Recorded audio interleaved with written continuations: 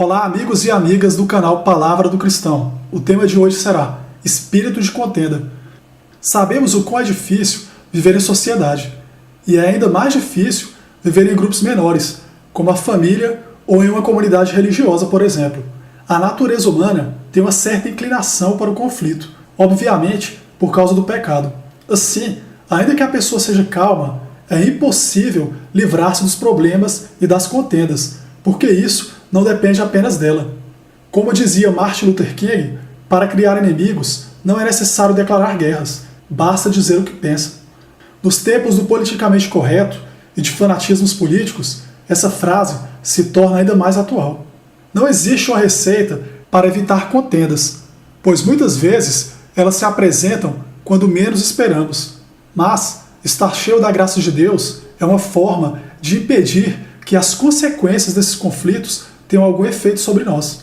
Silenciar também é uma forma de evitar muitas discussões desnecessárias. Vale aquela antiga frase: quando um não quer, dois não brigam. Deus ama aqueles que buscam a paz, e por isso são chamados filhos de Deus.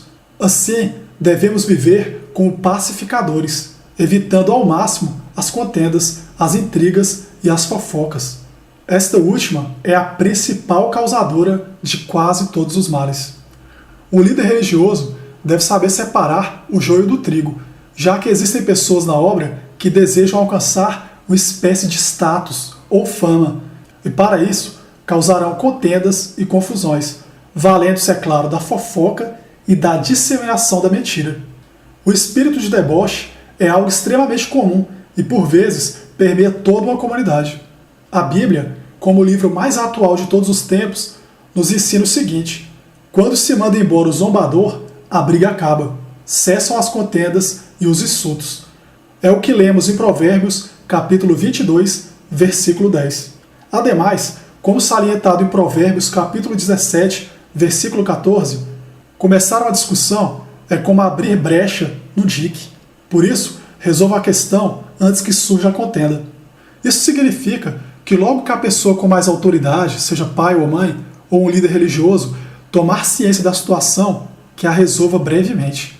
O diálogo quase sempre resolve a maioria dos conflitos.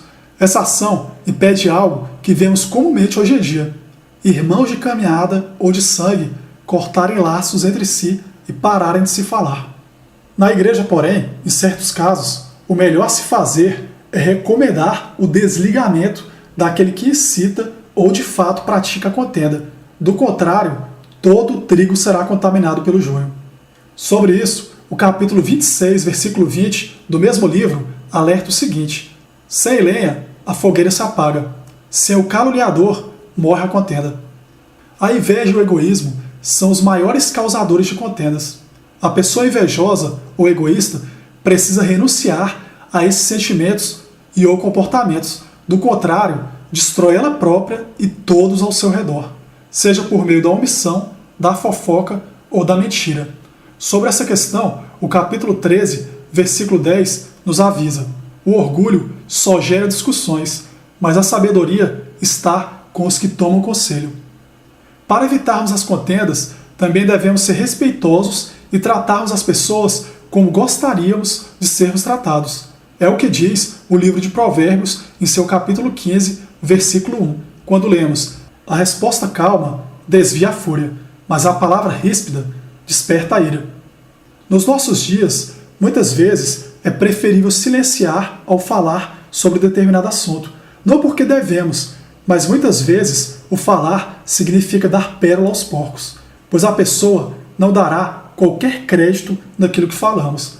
Isso evita as brigas e as discussões, porque as palavras do tolo provocam briga, e a sua conversa atrai açoites. Como lemos em Provérbios, capítulo 18, versículo 6. Devemos ser sensatos, coerentes e cuidadosos no agir e no falar, para evitarmos conflitos. Por vezes, não o causador da intriga é punido, mas aquele que sofreu as consequências. Por isso, devemos ser cautelosos.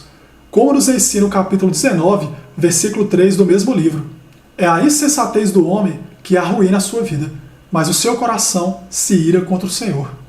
Do mesmo modo, no livro de Tito, Em seu capítulo 3, versículo 9, lemos o seguinte: evite, porém, controvérsias tolas, genealogias, discussões e contendas a respeito da lei, porque essas coisas são inúteis e sem valor. Como dito antes, viver em grupos menores, como em uma comunidade religiosa ou mesmo na família, por vezes é complicado. Cada um tem um temperamento, uma personalidade e uma maneira de encarar a vida. A formação familiar, passada dos pais para os filhos, é essencial para que os irmãos se amem e se respeitem. Uma família desestruturada refletirá na vida de todos e por toda a vida. Não é à toa que o capítulo 17, versículo 1 do livro de Provérbios ensina o seguinte: melhor é um pedaço de pão seco com paz e tranquilidade do que uma casa onde há banquetes e muitas brigas. Em conclusão, devemos estar cheios do Espírito Santo para que nenhum mal nos suceda e praga alguma chegue à nossa casa. Assim, o Senhor será o nosso refúgio e no Altíssimo encontraremos a nossa habitação. 1000 cairão ao nosso lado e 10.000 à nossa direita, mas não seremos atingidos, porque Deus mandará anjos para nos guardarem, como nos garante o Salmos 91. Eu encerro mais este vídeo por aqui. Um abraço a todos e fiquem com Deus. Até mais.